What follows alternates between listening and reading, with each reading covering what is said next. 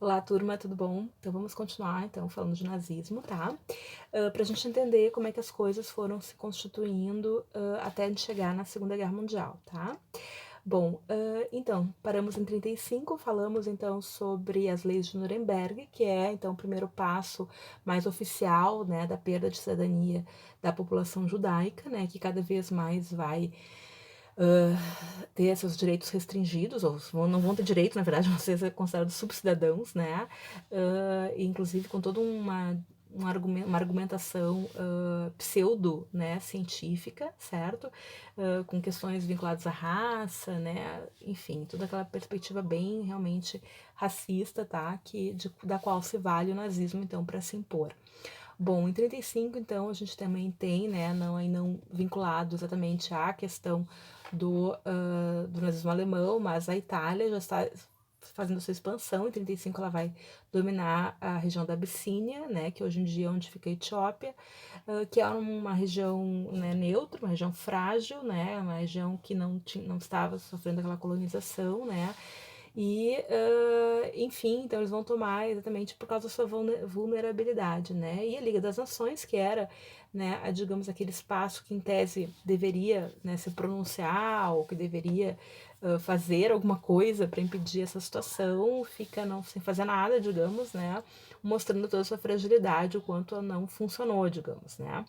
Bom, então, em 36, né, a gente já tem outras medidas também, né, o Hitler aos poucos, então ele vai retomando o serviço militar obrigatório, porque ele já está visualizando, né, como eu falei para vocês, a perspectiva fascista, ela é uma perspectiva expansionista, então ela tem também esse discurso, né, de buscar um espaço vital, enfim, então a necessidade de remilitarizar, ter tropas, né, então o Hitler já desde o início, como eu falei para vocês, reativou a economia alemã muito nesse sentido, tá, cortando com o Tratado de Versalhes e investindo muito pesado na indústria bélica, na indústria química, já pensando nessa situação futura de uma guerra, certo?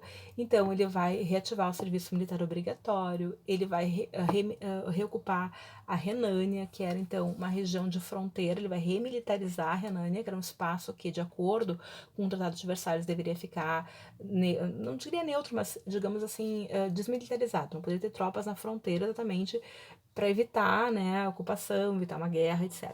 Então, ali Hitler vai retomar aquela região, vai remilitarizar aquele espaço, né?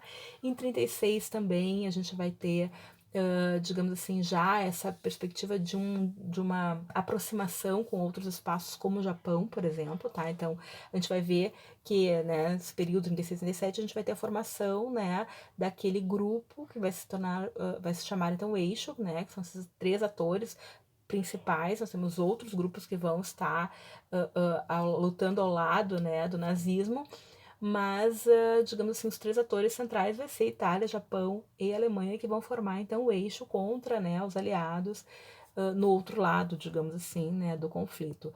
Bom, então, Hitler começa essa aproximação com o Japão, por quê? Bom, deixa eu fazer um parênteses aqui, nós vamos falar sobre a questão da guerra no Pacífico em outro momento, porque, como eu disse para vocês, é uma coisa muito mais complexa.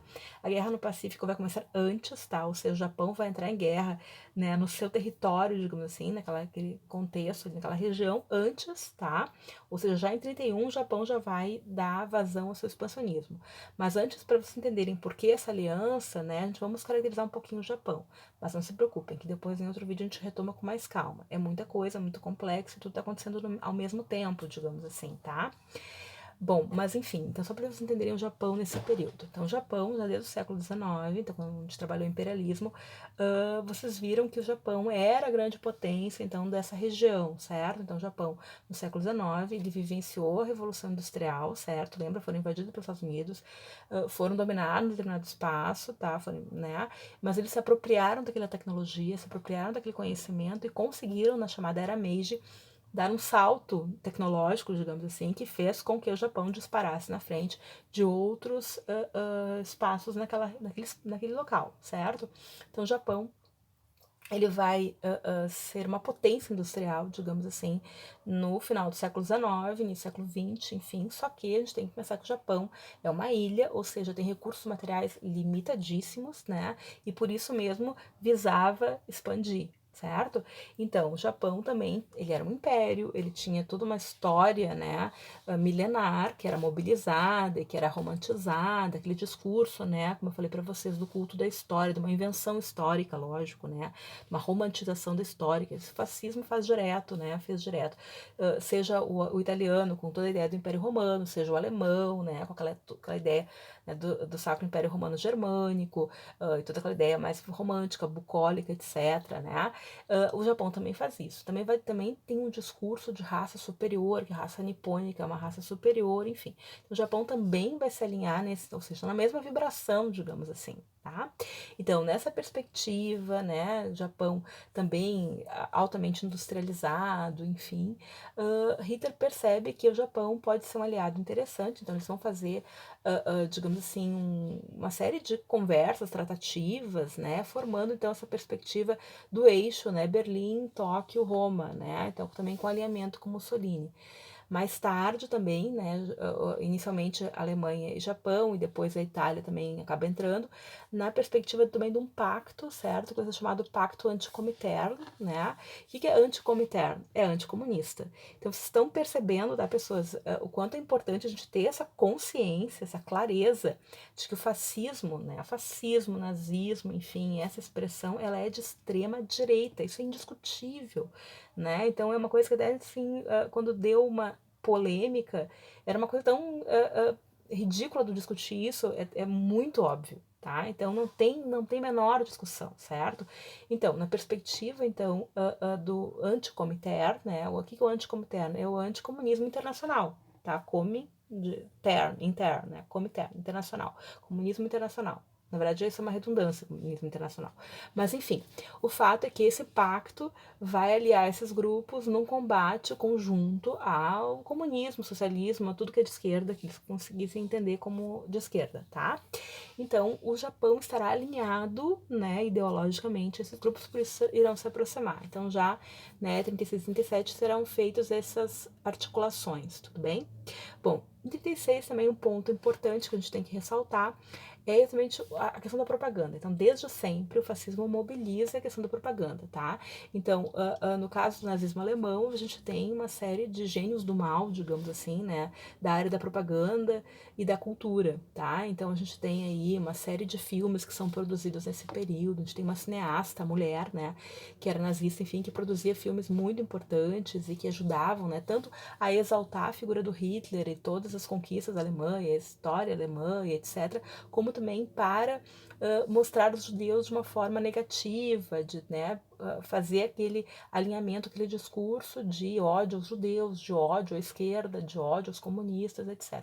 Então, vai ser produzidos filmes que vão ser passados frequentemente, vão ser produzidos livros, jornais, cartazes, espaços de sociabilidade são muito fortes, né? A gente tem que lembrar que o fascismo, ele é totalitário, então você tem que demonstrar sua adesão ao fascismo, você tem que estar lá na marcha, você tem que participar da juventude hitlerista, você tem que participar do grupo das moças hitleristas, dos grupos das mães hitleristas, etc, tá? Então, tu vai ter várias associações comunitárias, associações sociais que vão estar vinculadas exatamente a isso. Então, obras literárias, né, filmes, cartazes mostrando, então, toda uma ideia de culto ao líder, mostrando gente loira, gente feliz, gente atlética, etc. E do outro lado, né, também cartazes de símbolos judeus com símbolos nazis, com símbolos comunistas, enfim, uma série de distorções, digamos assim, importantes também que a gente tem que citar. Então, nessa perspectiva da propaganda, né, também mostrando o quanto a Alemanha se reergueu, o quanto a Alemanha está maravilhosa, quanto a Alemanha isso e aquilo, Hitler, então, promove então, os Jogos Olímpicos, né, que seriam, então, foram em Berlim, 36, e, claro, né, ele dá um tempo, digamos assim, nessa perspectiva do na perseguição aos judeus, enfim, né, isso abafa um pouco, mas ao mesmo tempo ele tenta mostrar, né, o quanto então, né, a Alemanha está bem, está superior, etc. E tem um fato engraçado, digamos assim, né, nessa perspectiva, é que nesses Jogos Olímpicos, né, a grande figura, né, que ficou em destaque foi um corredor, né, um negro, chamado Jesse Owens, estadunidense, que venceu a prova, que é a prova mais nobre, né, de modo geral, nas Olimpíadas, as provas consideradas mais nobres são as de atletismo e principalmente as de velocidade. E ele foi considerado então, o homem mais veloz do mundo, porque ele ganhou, então, né, a corrida de 100 metros.